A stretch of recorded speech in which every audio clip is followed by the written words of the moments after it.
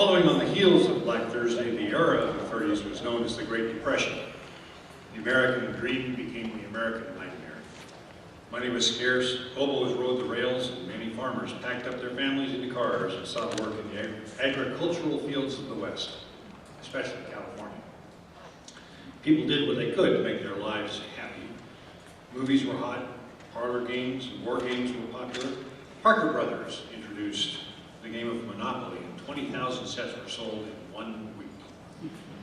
In 1932, Amelia Earhart became the first woman to fly solo across the Atlantic Ocean.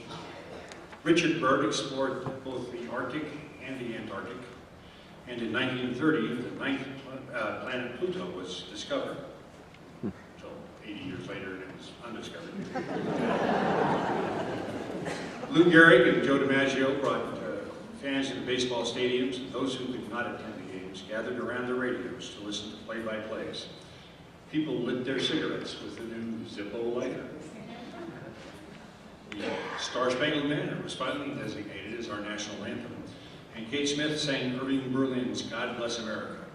Will Rogers spun his wit and wisdom on the radio and on the stage, and radio provided a respite from the hard times, with America laughing to the antics of comedians such as Jack Benny, George Burns and Gracie Allen, Amos and Andy, and Fibber McGee and Molly.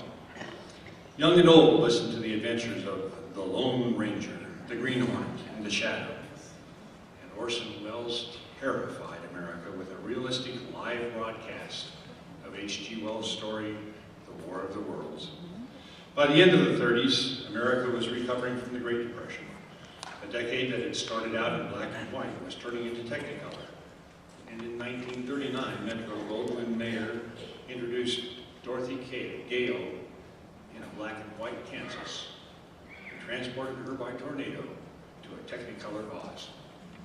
The Wizard of Oz featured many enjoyable tunes like Over the Rainbow, Ding Dong, the Witch is Dead, or Off to See the Wizard, and my favorite, If I Only Had a Brain. Here's the very memorable medley, The Wizard of Oz.